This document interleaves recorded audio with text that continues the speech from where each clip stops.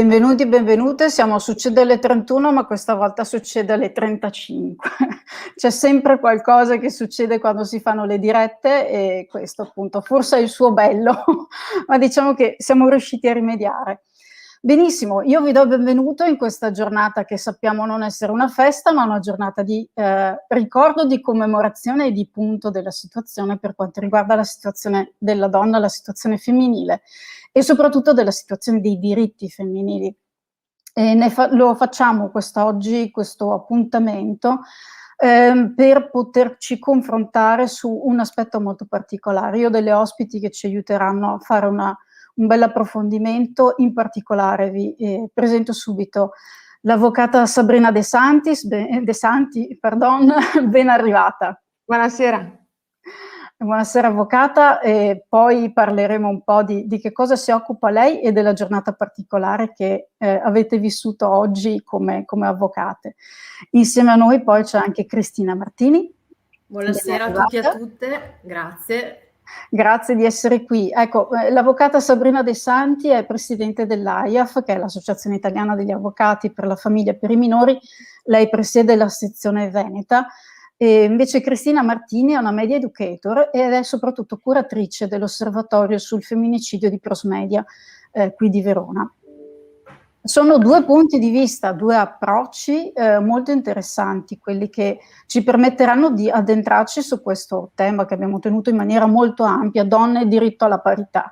Si parla di parità di diritti, ma in questa fase, in questo incontro in particolare, faremo un po' un focus per quanto riguarda la realtà dei tribunali, perché poi troviamo il risultato delle sentenze sui giornali e molte volte non ci capiamo poi molto di quello che poi viene sentenziato dai giudici, soprattutto in alcuni casi che sono particolarmente di grande impatto mediatico.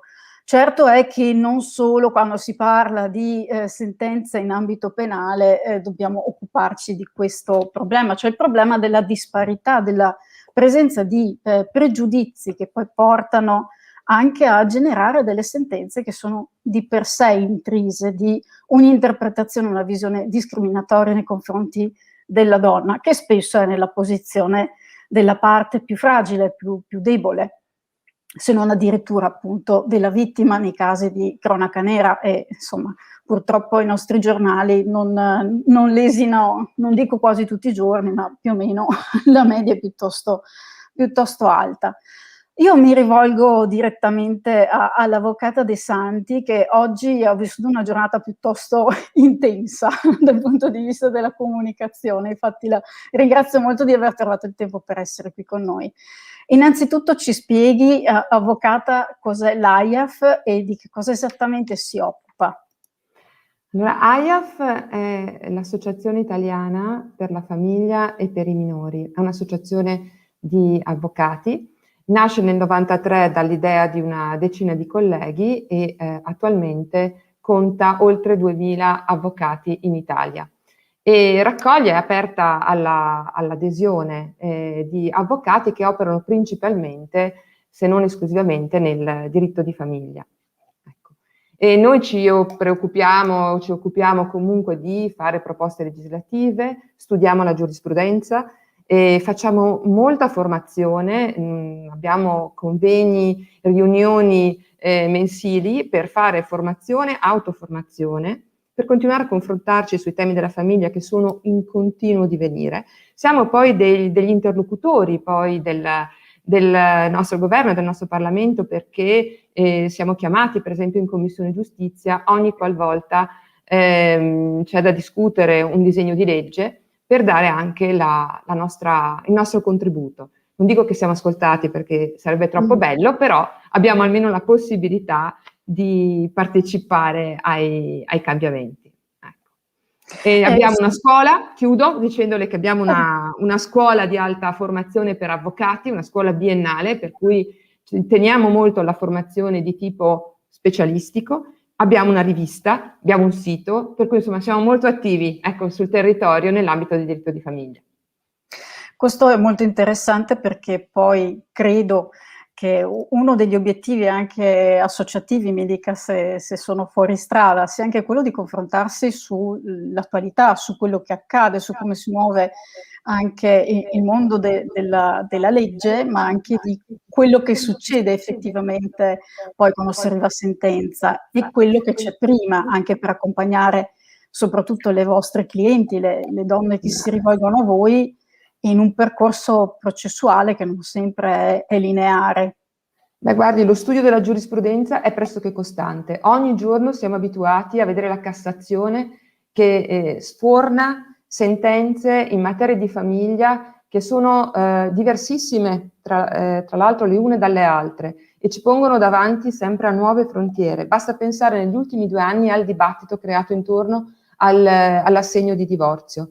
Poi cos'è stato tutto il dibattito intorno alla bigenitorialità, all'affidamento condiviso, per cui è una costante il fatto di confrontarci quotidianamente tra giudici, avvocati, operatori dei servizi, abbiamo tavoli anche in tribunale, proprio per continuare un dialogo e per continuare a interrogarci sul cammino della giurisprudenza di questo periodo, e oggi ne è stata una valida testimonianza.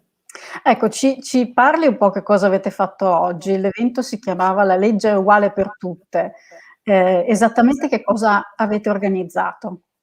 Ma oggi è stato proprio il momento in cui abbiamo fatto il punto. Abbiamo cercato e scovato sui nostri motori di ricerca, sulle nostre banche dati, ma anche attraverso la nostra personale esperienza di tribunale, quelle che sono delle sentenze che ancora oggi contengono stereotipi di genere.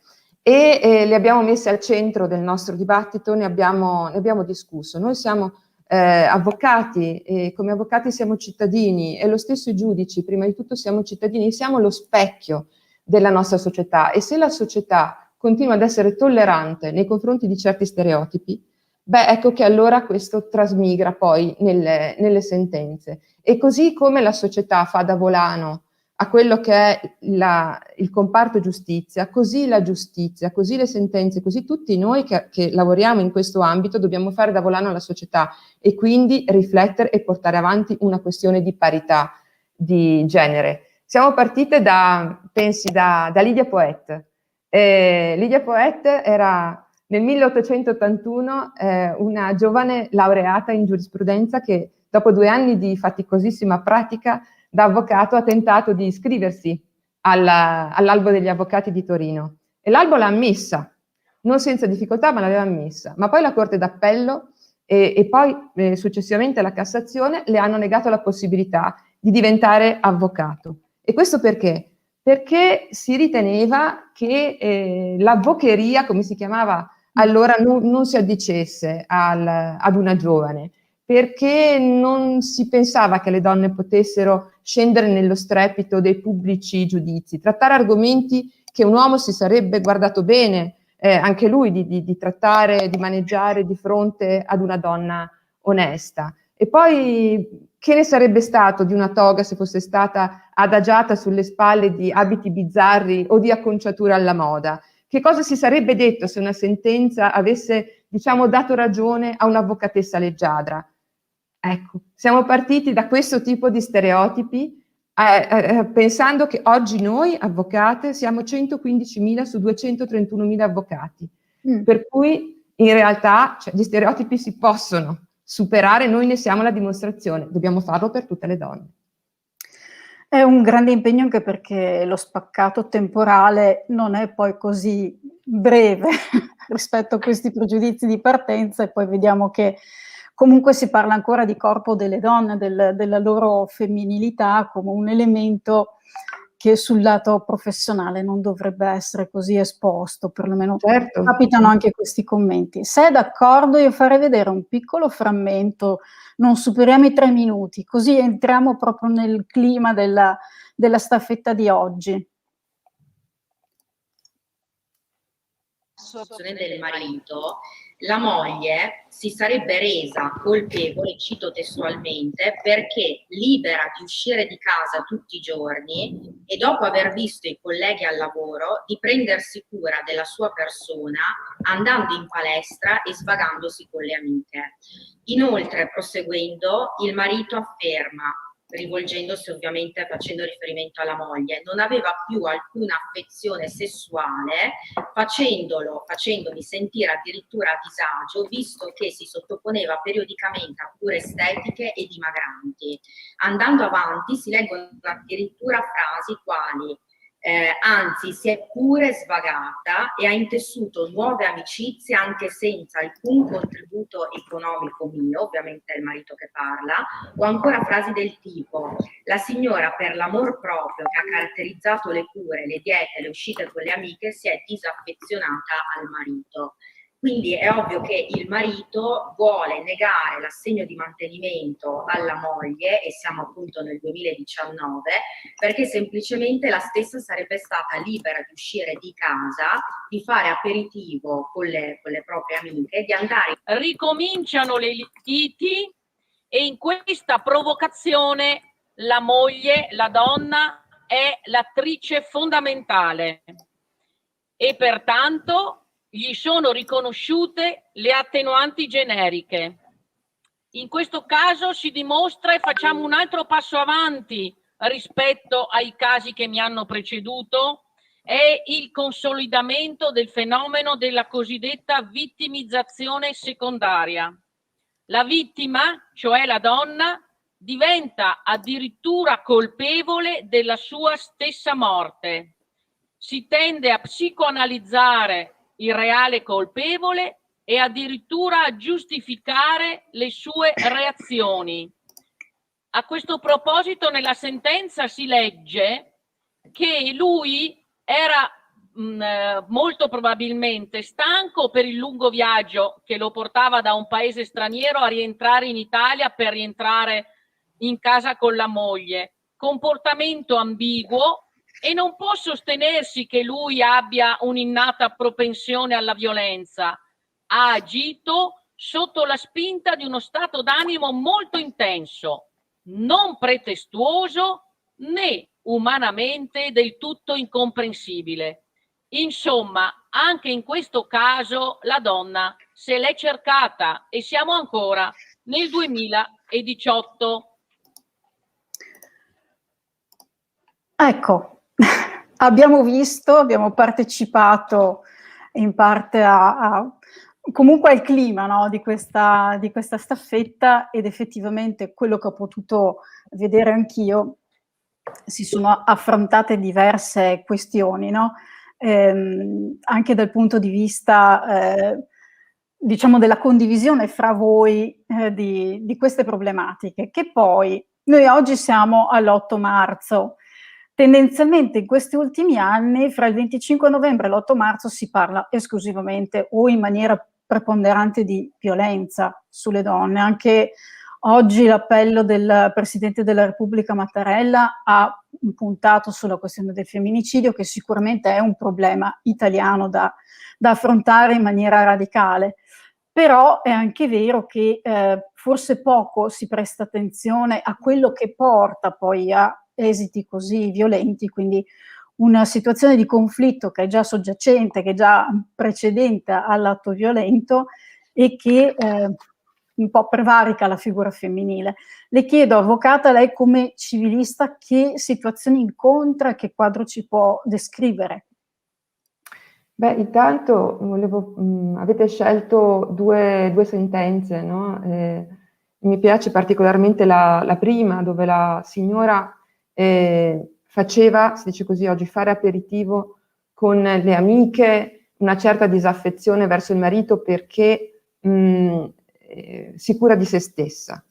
E quindi il marito si sente quasi intimidito da questa donna che esce e che si cura di sé, va in palestra. A parte invertite, frasi così, atti di questo genere verso gli uomini non avrebbero alcun senso, ma per una donna sì.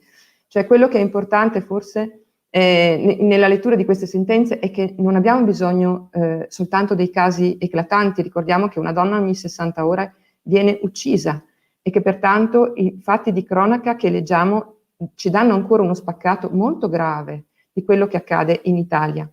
Però ecco, andiamo alla micro conflittualità, quella che poi vediamo magari soltanto noi dal lato interno. Se avete ascoltato, cioè ci sono gli ingredienti di tutti gli stereotipi che poi vediamo rappresentati anche in grande. Cioè si pretende dalle donne un comportamento che oggi è veramente anacronistico, antistorico. Poi quello che succede, venendo alla sua domanda, io direi che oggi il conflitto, almeno sul piano civile, io direi che ha questo genere di natura, e cioè che c'è una mancanza ad un certo punto, quando il legame si sfalda, quando si esce dalla perfezione del rapporto, dal rapporto simbiotico, quando l'innamoramento viene meno, quando non c'è più una progettualità, si stenta a riconoscere l'altro come portatore di un valore. Cioè si comincia una relazione, si entra in una relazione fatta di sfiducia. Quindi se noi non ci mettiamo invece in mente che l'altro è altro da noi ed è un bene assoluto e non lo riconosciamo per il suo valore, ecco che siamo in difficoltà poi a riconoscerlo non come antagonista, ma con qualcuno con cui collaborare per il buon esito anche di una separazione, per potersi dare un'altra chance e anche per continuare, per quello che resta, ad accudire, ad essere entrambi protagonisti della famiglia. Sì, ripeto, è un quadro che ci lascia un po' senza parole in un certo senso, ma è sicuramente uno specchio che attraversa anche diverse generazioni. Lei mi diceva anche, ci siamo sentite prima di questa diretta, che sì, forse ci può essere qualche connotazione generazionale, però anche le ragazze giovani non sono poi così attrezzate, no, nel tutelarsi e nel rendersi paritarie, no, all'interno di una relazione, quindi poi mettere in piedi un rapporto che le vede in una posizione un po' subalterna. Se le cose vanno bene, ok, ma quando è il momento invece di ridiscutere la relazione, addirittura procederà a una separazione o un divorzio, i nodi vengono al pettine. Sì, ecco, io direi che c'è da una parte la mancanza della consapevolezza dei propri diritti e dall'altra parte dei propri doveri. Ma non è questo il punto, diciamo, peggiore, è che di quello che si vuole dalla propria famiglia, di quello che si vuole dal proprio futuro, se saremo una famiglia che risparmierà, una famiglia che invece punterà di più sulla spesa e sul benessere, ci concentreremo più sulla casa oppure vorremmo fare molte esperienze, avremo un figlio, avremo 2 figli, come ce ne occuperemo? Chi starà a casa non è un fattore del tutto scontato, è che finché appunto, come le raccontavo, si va in fiducia, vabbè, i ruoli è come se ad un certo punto si definissero da soli, ma in realtà occorrerebbe discutere prima di quello che si vuole con il proprio partner. Non a caso, per esempio, in America ci sono i prenuptial agreement, che sono una sorta di autonomia contrattuale lasciata alla coppia, che sarebbero molto interessanti da portare anche in Italia. Nei prenuptial agreement, in questi tipi di accordi fatti prima del matrimonio, non si discute tanto del futuro divorzio, quindi non è che si mettono già le mani avanti in caso di divorzio, lo sentiamo per quello che riguarda le star, no? Delle centinaia di milioni di euro, di dollari che vengono divisi fra attori e attrici, non è tanto quell'ambito, ma il fatto è di fermarsi un attimo prima di mettere su famiglia, sia o meno fondata sul matrimonio, a riflettere su che cosa si vuole e come lo si vuole raggiungere insieme, prendendosi la responsabilità insieme, nella complementarietà dei ruoli. Parlavamo prima, abbiamo tirato fuori la parola del femminicidio, no? È un termine che vorremmo sempre di più scemasse o acquisisse un valore sui media per quello che esattamente è, cosa che invece Cristina Martini mi diceva, essendo responsabile di questo osservatorio che si occupa proprio di monitorare come i media negli anni hanno utilizzato questo termine, ma non solo, come vengono raccontate le vicende e riportate i contesti in cui le donne si sono trovate ad essere dalla parte della vittima. Questo termine non è così, come dire, usato in maniera spesso opportuna, o comunque lo misconosciamo in qualche modo. Innanzitutto volevo chiederle, femminicidio esattamente che cosa è? Allora Fabiana, grazie intanto della domanda, anche perché il 25 novembre e l'8 marzo sono le due date in cui la stampa soprattutto riporta i dati relativi a questo fenomeno, che è un dato strutturale ormai, non possiamo considerarlo un'emergenza in quanto il dato è pressoché costante e si ripete negli anni. Quindi non c'è, soprattutto in tempi di pandemia abbiamo imparato anche a leggere i grafici, volenti o nolenti, e abbiamo visto che esistono in fase di emergenza dei picchi e poi dei cali. In questo caso diciamo che siamo veramente costanti negli anni con il dato, e quindi è proprio un dato strutturale che fa parte appunto un problema culturale che fa parte proprio della nostra società. Il fatto dell'utilizzo di questo termine, che è andato alla ribalta delle prime pagine dei giornali dal 2012, ci deve fare molta attenzione, questo perché soprattutto nei media viene utilizzato talvolta in modo improprio per racchiudere in questa etichetta anche dei casi che femminicidi non sono. Io appunto curo l'osservatorio sul femminicidio, e non è un errore di dicitura, perché il femminicidio parla di morti fisiche di donne ad opera di uomini per questo fantomatico diritto di possesso nei loro confronti. Quindi sei mia e di nessun altro. Se ad esempio rompi lo stereotipo, quindi le aspettative relative al femminile, come può essere fare anche delle scelte libere, oppure rompi un equilibrio che di fatto è un disequilibrio all'interno della coppia, mi sento in diritto, ovviamente sbagliando, di eliminarti in quanto oggetto poi di fatto, no, di proprietà. Quindi per questi motivi di genere le morti fisiche vengono chiamate femminicidio. Il femminicidio è un po' più ampio come significato, perché non racchiude solo le morti fisiche ma anche quelle psicologiche, cioè all'interno di questa etichetta mettiamo anche tutte quelle donne che non riescono più a tornare a fare la vita che facevano prima, quindi subiscono delle violenze fisiche, psicologiche, di tipo economico, di cui si parla molto poco, lo stalking o altri tipi di violenze che sono delle volte anche non refertabili al pronto soccorso, perché non lasciano dei lividi, ma sono cose impercettibili all'occhio, e non riescono più a tornare a fare la vita che facevano prima, quindi di fatto perdono la loro libertà, non fanno più scelte libere, spesso perdono il lavoro, rinunciano al lavoro, alla carriera, agli studi, perché si ritirano magari da scuola, dall'università, e quindi appunto vengono considerate di fatto morte, quindi vittime di violenza di genere. Chiedo di fare attenzione sia dal punto di vista ovviamente mediatico di chi si occupa poi della pubblicazione dei dati, ma soprattutto, ed è il lavoro che fa Prosmedia, quello di andare ad attivare il pensiero critico, di fare attenzione quando andiamo a leggere questi dati, perché spesso e volentieri all'interno di questa etichetta del femminicidio vengono racchiuse appunto delle morti di donne che non sono legate a motivi di genere, come possono essere le morti di donne dopo rapine finite male, oppure per motivi di mafia, oppure per motivi economici che non rientrano poi nell'ambito di relazioni molto strette.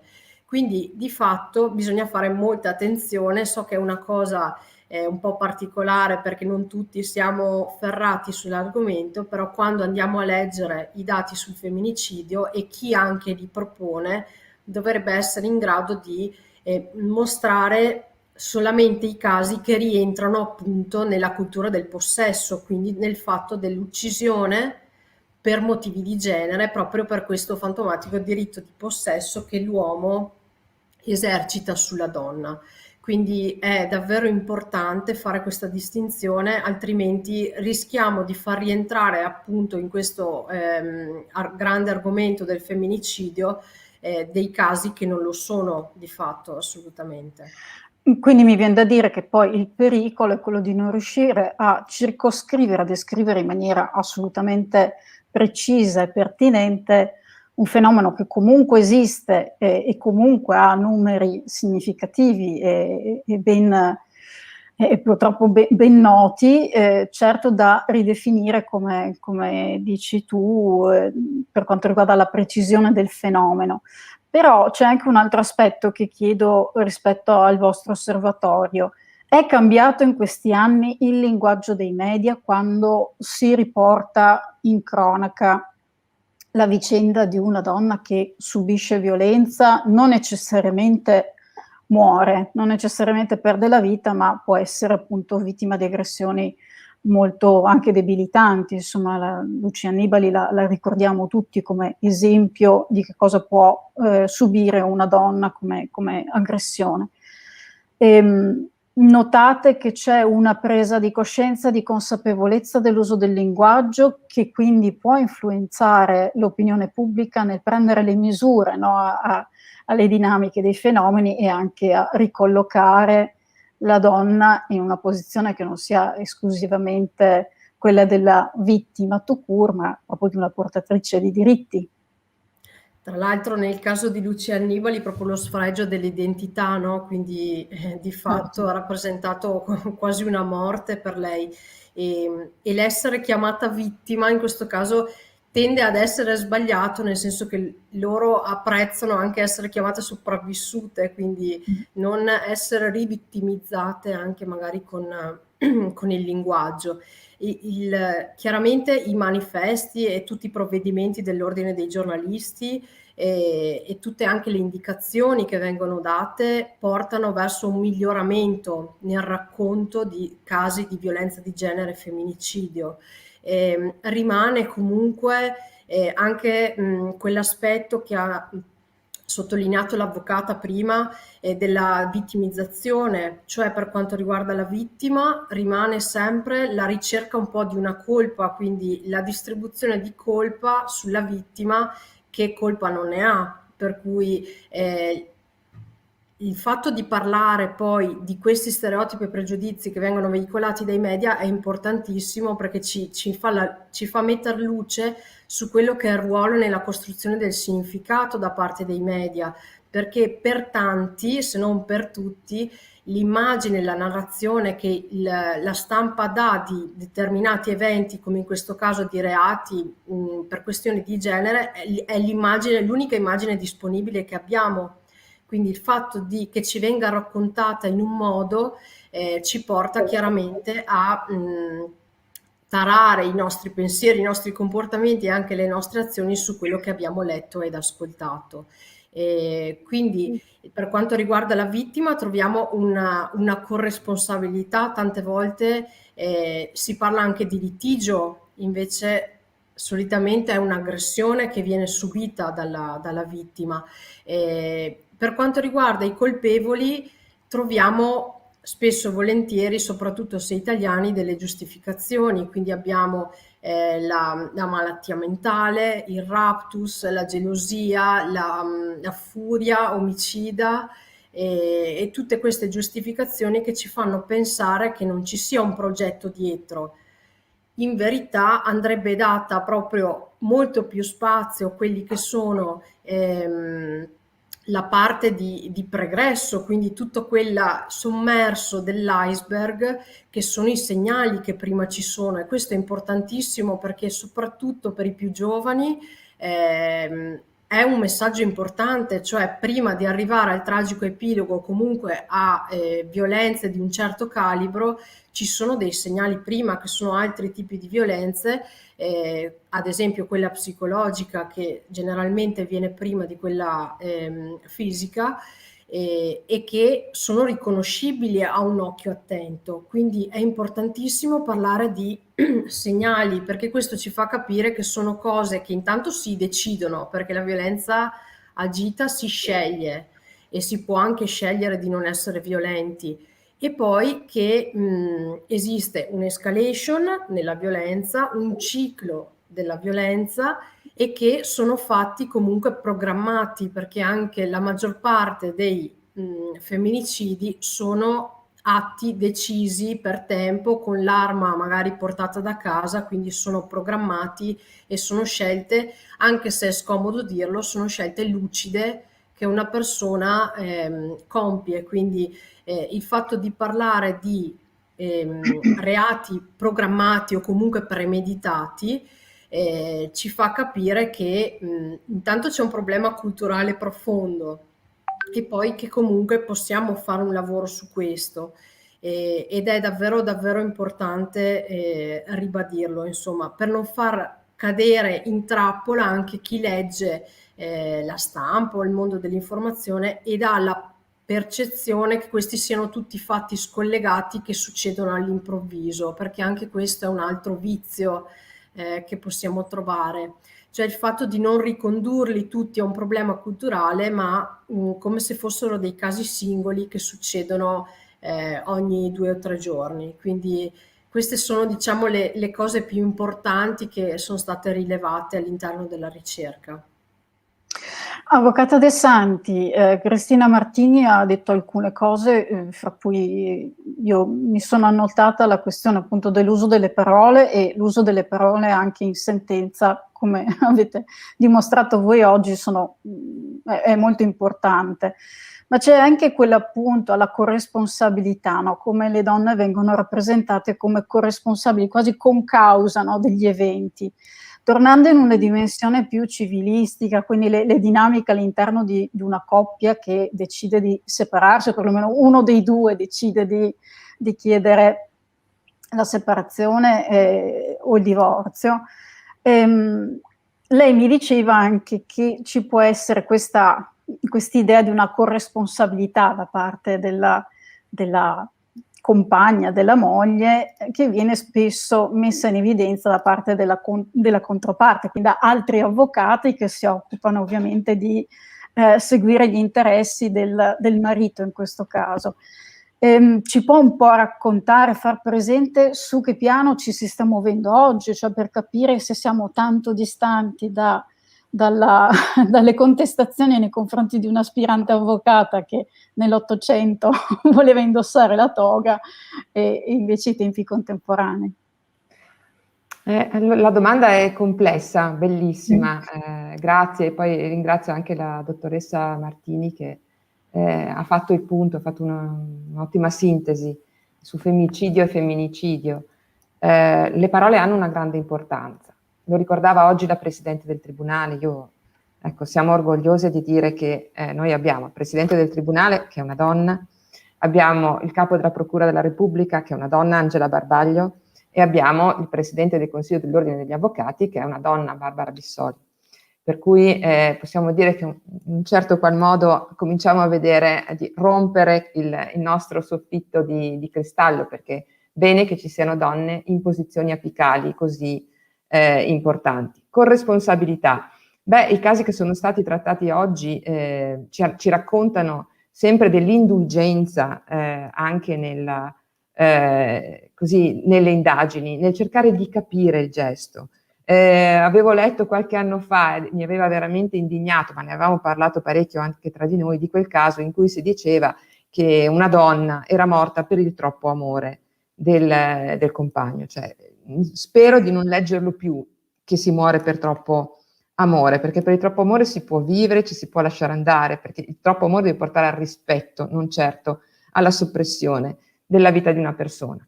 Venendo poi alla corresponsabilità.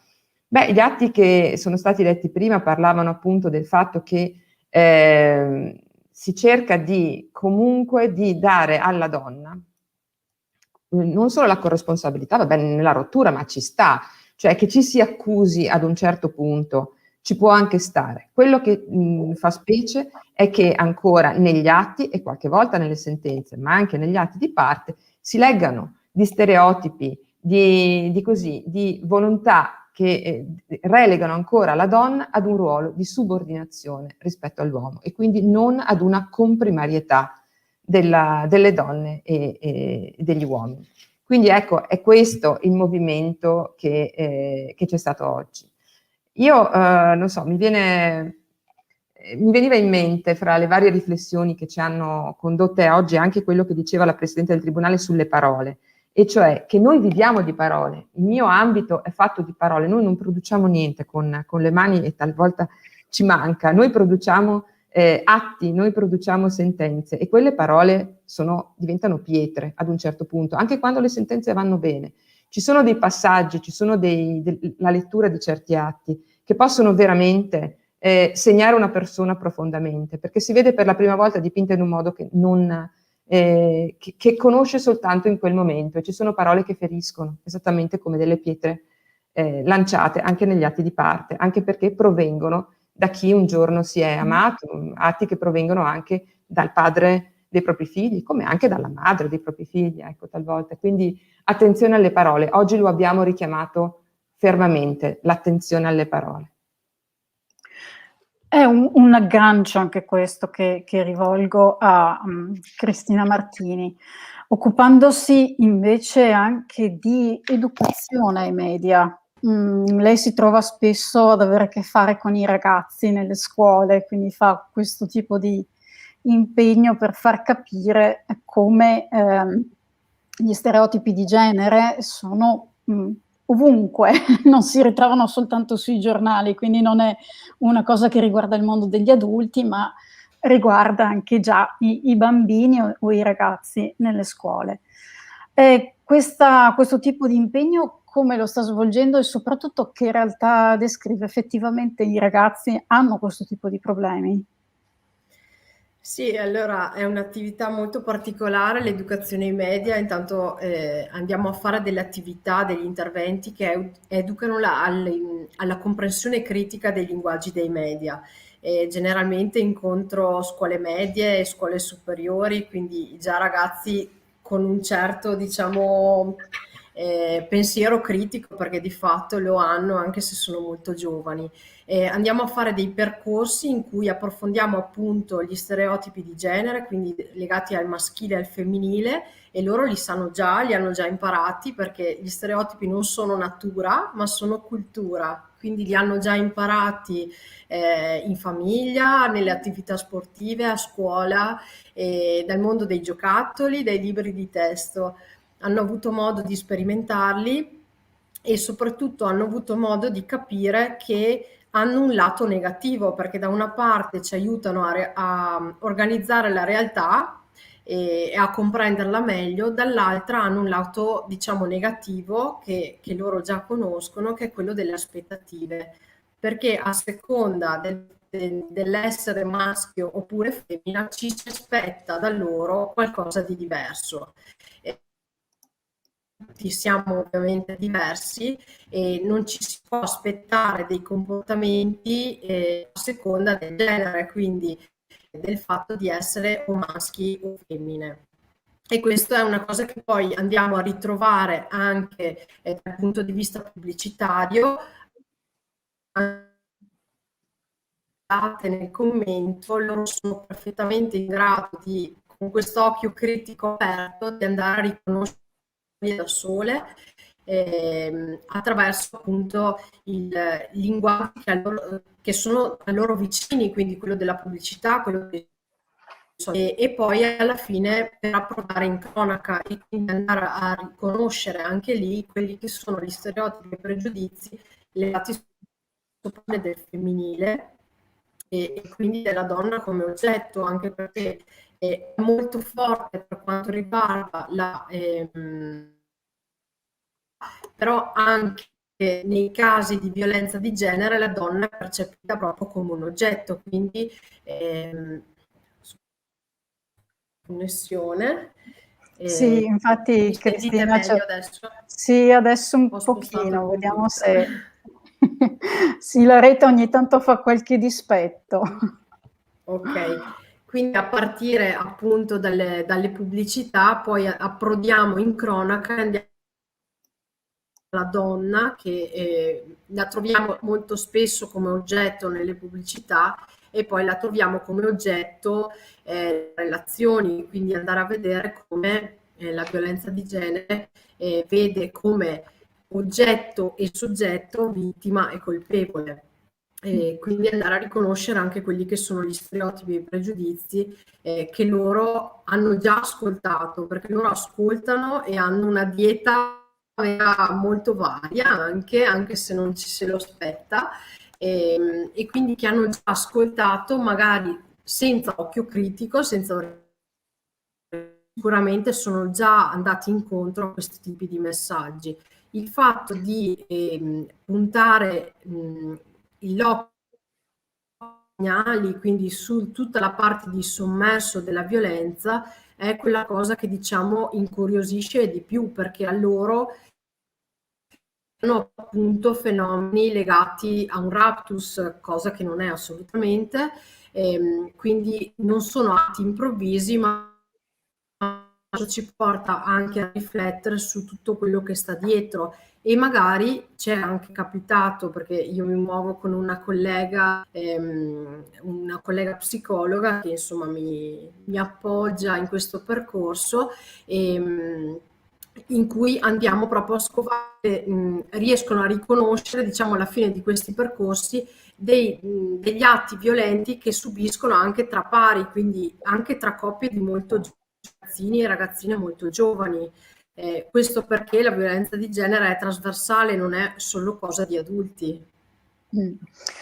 Infatti questo poi vuol dire che siamo proprio immersi, no, in una condizione culturale che magari certi comportamenti li si agisce, li si subisce anche in casa, li si vede come un modello relazionale e soprattutto non si percepisce che c'è un freno, no, da porsi di fronte a certi comportamenti.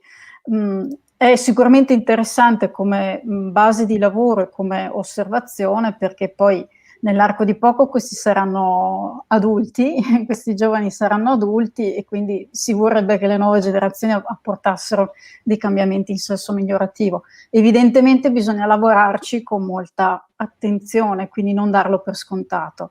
Volevo chiedere all'avvocata De Santi, una delle tematiche quando si parla di diritto di famiglia innanzitutto riguarda l'impianto normativo. Lei mi faceva cenno che ci sono delle trasformazioni in corso in questi anni che non sono molto migliorative per quanto riguarda la condizione delle donne.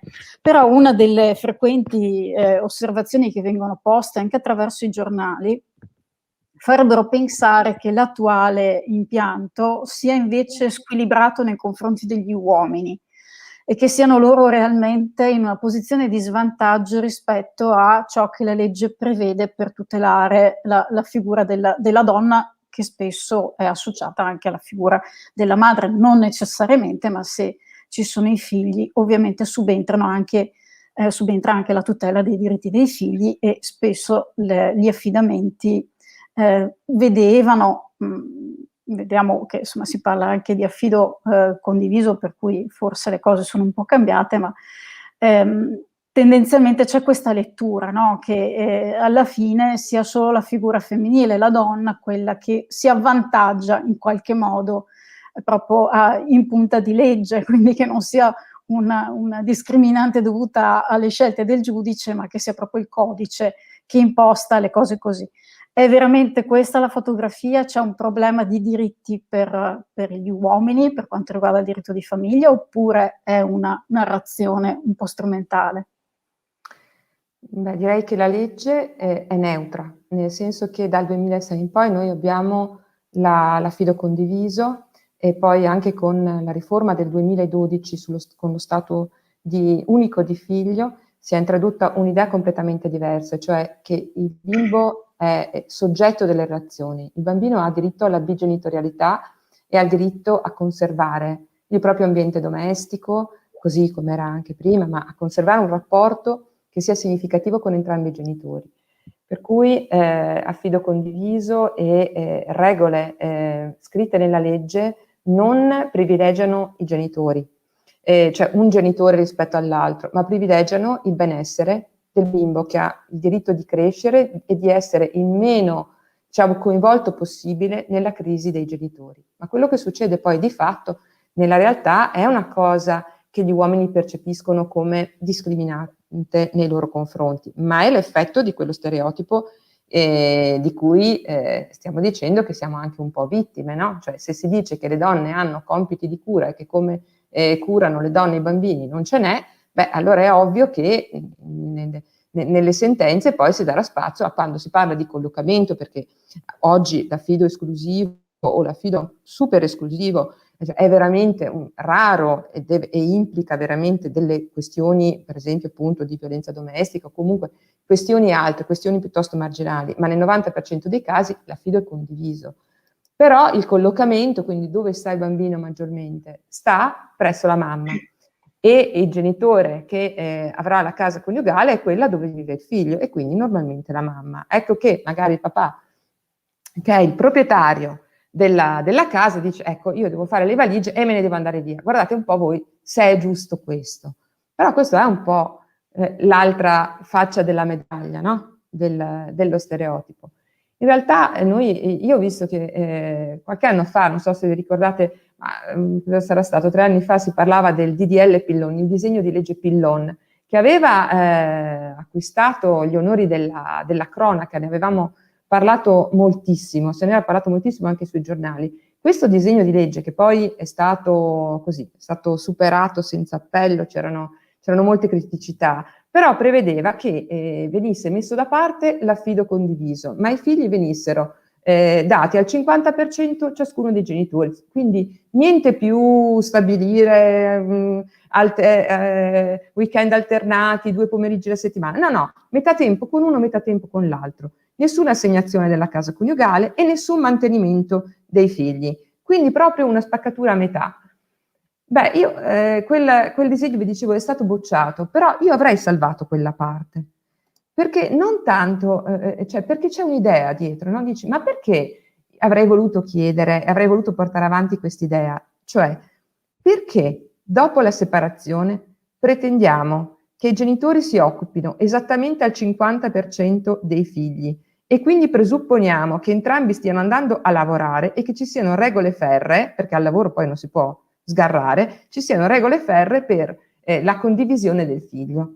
Se non ci deve essere nessun assegno di mantenimento, significa che entrambi i genitori possono mantenere il loro figlio e possono mantenersi, d'accordo? Quindi se abbiamo una visione di questo tipo dopo la separazione, ma perché non cominciamo ad averla invece prima della separazione, che è un po' il discorso che vi facevo prima?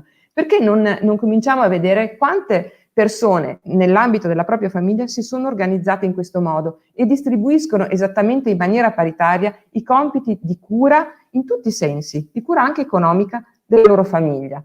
Ecco che quindi dovremmo occuparci anche di questo aspetto, perché in realtà quando le cose vanno bene, come vi dicevo, i ruoli si determinano un po' per le zone di comfort, no? Per le donne a volte più zona comfort, rimanere a casa, soprattutto se arriva un secondo bimbo, non solo il primo, ma il secondo, non ci sono poi strutture o costano troppo, per cui si fa fatica ad accedere agli asili nido, il lavoro non era poi così importante, ci si concentra un po' sulla famiglia e dall'altra parte il breadwinner rimane l'uomo, no? Che invece preferisce un ambito, stare fuori casa, eccetera, no? Quindi si riproducono quegli stereotipi. Non possiamo pretendere che in fase di separazione poi tutto venga meno e si torni ad un mix 50 e 50, perché semplicemente la famiglia non è pronta. Chiaro? Quindi bisognerebbe riprendere a monte e decidere prima quello che si vuole. E poi fare in modo che la separazione, attraverso l'aiuto di giudici, avvocati, eccetera, di tutto l'apparato che abbiamo, possa sistemare al meglio le cose laddove permangono delle sacche di conflittualità. Mi viene da pensare, siamo in una stagione, in un'epoca veramente molto sfidante per le donne, perché si pensava di fare dei passi in avanti, poi è arrivata non solo, ci ha dato proprio una mazzata questa crisi causata dalla pandemia, i numeri riportano che le prime a perdere il lavoro sono le donne e dobbiamo ancora aspettare effettivamente gli effetti sul mondo del lavoro e quindi ancora vederci coinvolte comunque in questa enumerazione piuttosto scoraggiante. Di conseguenza, anche non volendo, magari si è lavoratrici, ma poi ci si trova improvvisamente ricacciate in casa. senza tra l'altro possibilità facile o abbastanza accessibile di rimediare trovando il lavoro da qualche altra parte. Quindi di fronte a questa situazione che avrà delle conseguenze sicuramente per i prossimi tempi, non possiamo dire che si risolverà velocemente, e pensando anche che magari una coppia desidera comunque stare insieme, non necessariamente arrivare alla separazione. Lei da avvocata, ma anche con uno sguardo da donna, quindi con la consapevolezza delle richieste delle sue clienti, ma anche del contesto nel quale viviamo, ha dei consigli da dare rispetto anche tenendo conto degli strumenti che si hanno oggi, quindi non possiamo fare accordi prematrimoniali come li si possono fare negli Stati Uniti in quella modalità. Come può una donna un po' riequilibrare anche la sua figura o cosa deve stare attenta all'interno della relazione? Io penso, sono con lei, nel senso che la pandemia ha messo in luce quanto sono fragili anche le conquiste di questi ultimi tempi e quindi avere un lavoro non è scontato e le prime a rimetterci nel momento in cui il lavoro manca sono proprio le donne. Per cui io direi che, come anche oggi abbiamo ribadito, dobbiamo avere la massima attenzione, ce lo diceva la professoressa Cubico, a mantenere alta la vigilanza sui diritti al lavoro da parte delle donne, quindi cercare comunque di spingere in quel settore.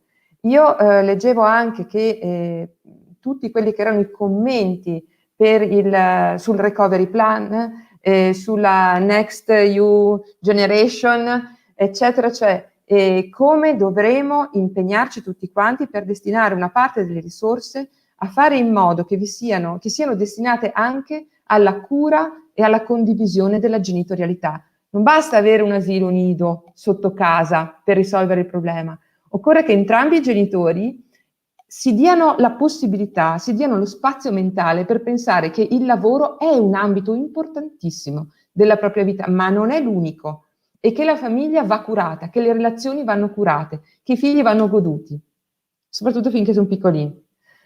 Per quanto riguarda i consigli alle donne, le donne debbono, come diceva ieri, leggevo sul Corriere Donata Gottardi, essere forti, essere indipendenti, essere autonome. E quindi prendere le decisioni, io direi, sempre in base a questi 3 parametri, forza, indipendenza e autonomia. Parlare sempre molto di quello che sono i propri piani, mettersi in discussione, non dare niente per scontato. Ricordarsi che le uniche gambe su cui si cammina sono le proprie, va bene? E quindi essere comprimarie, ma questo non per sminuire l'apporto. Io sono una convinta sostenitrice dei rapporti di coppia e io adoro i discorsi che elogiano i rapporti di lungo termine, no? L'elogio dell'amore duraturo. Sarei la prima a volerci scrivere qualche cosa. Quindi sono convinta che essere in due sia molto di più che essere 1 più 1. Ma non basta, occorre che ognuno di quei 2 sia comprimario, nella complementarietà anche delle proprie doti personali, dei propri talenti, delle proprie capacità. Quindi discutere molto prima e non lasciare mai ad altri, delegare ad altri le proprie sorti economiche e anche la propria felicità. La felicità viene da qualche cosa che abbiamo dentro, non da qualche cosa che ci sta intorno. Dobbiamo coltivarla, è una dimensione che va coltivata e monitorata di continuo, anche attraverso un'altra cosa che abbiamo ricordato oggi, il principio della sorellanza. Oggi ci sentivamo molto sorelle, molto solidali tra di noi. Questa è un'osservazione che a me è molto cara, perché proprio l'8 marzo dovrebbe farci ritrovare in questo senso e cercare anche di affrontare questa solitudine in cui molte donne si sentono ricacciare, no? Perché è molto difficile oggi essere solidali, magari lo si è con i social, condividendo dei post, mettendo un mi piace qua e là, ma poi nell'operatività, nella condivisione, nell'impegno è già un po' più difficile essere presenti e sostenersi.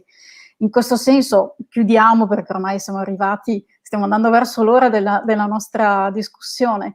Volevo proprio chiedere a Cristina Martini, dopo tutto quello che ci siamo dette, c'è un ruolo dei media, si è responsabili come informatori, come parliamo del giornalismo in generale, ma ormai le fonti informative sono tante, quindi anche se guardiamo il mondo dei social non possiamo escluderli completamente, no, dalla valutazione. come possiamo cercare di ripartire in un certo senso. Ci sono forse delle linee guida, delle sollecitazioni che come osservatorio vi sentite di avanzare ai professionisti della comunicazione, perché non si parli soltanto di vittime? Sì, intanto chiedo se mi sentite. Sì, un Okay, pochino perfetto. a scatti, vediamo di comunicare. Okay. No, che è quello che insomma la chiosa di tutti i percorsi che facciamo nelle scuole è quello del lavorare sull'autostima. Il discorso della dottoressa De Santi, credo che ci sia pochissimo da aggiungere perché è stata veramente esaustiva nel dire quello che auspichiamo anche per il futuro, insomma, delle donne, quindi lavorare comunque sull'autostima e sulla...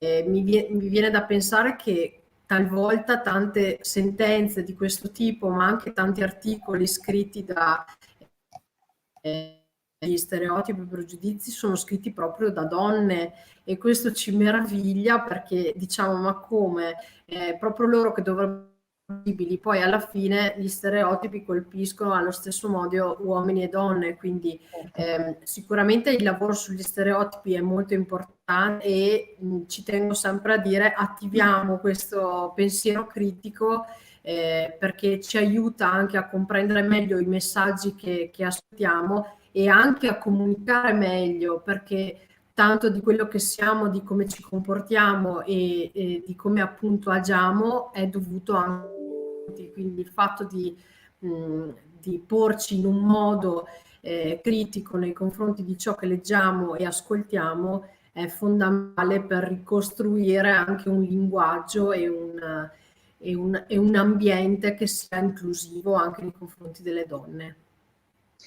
Sì, ancora mi viene da dire un grande lavoro da fare ed è quello che c'è da fare, non ci possiamo sottrarre. Io vi ringrazio per aver condiviso questo tempo insieme e ringrazio soprattutto in primis l'avvocata Sabrina De Santi perché oggi è stata davanti al computer, penso, più di altri momenti, anche se la impegno sempre tantissimo, ma questa carrellata femminile l'ha ingaggiata per quasi tutto il giorno, per cui la ringrazio tantissimo della sua disponibilità. E ci terremo aggiornati sull'evoluzione anche dell'impegno della sua associazione, perché insomma bisogna affrontare queste tematiche e portarle avanti anche nelle sedi decisionali e ovviamente gli addetti ai lavori sono i primi incaricati a farlo. Quindi la ringrazio di aver partecipato. Grazie a voi dell'invito. Ringrazio anche Cristina Martini che è stata con noi, Grazie. qualche problemino di connessione, ma penso che il messaggio sia passato e speriamo che questo osservatorio a un certo punto stemperi, trovi una riduzione di incidenti informativi, diciamo così, che invece ancora campeggiano sulle testate nazionali e si arrivi a un riequilibrio delle posizioni. Comunque benissimo che osservate e monitorate e fate educazione, quindi grazie. Per questo contributo. Grazie mille. A voi. Io vi saluto, vi ringrazio per averci seguito fino adesso, vi do appuntamento alla prossima diretta che sarà domani, facciamo un'eccezione, un martedì, sempre 18:31, parleremo di un'altra giornata internazionale, quella del fiocchetto lilla, che è dedicato a una tematica che molte famiglie, molte persone purtroppo vivono, che è quella dei disturbi del comportamento alimentare. Ne parleremo con la psicoterapeuta e psicologa Ilenia Bozzola e avremo anche modo di approfondire come affrontare queste tematiche, come identificarle, qual è il miglior approccio per gestirle e ci sarà anche una piccola esclusiva perché avremo una canzone in prossima uscita che è dedicata a questo tema che è stata realizzata dal DJ Teo che è autore di Amati. Vi aspetto domani, non ci sarò io, ci saranno i colleghi Serena Dai ed Ernesto Kiffer, ma sarà sicuramente molto interessante. Quindi vi ringrazio per averci seguito fino adesso, buona serata.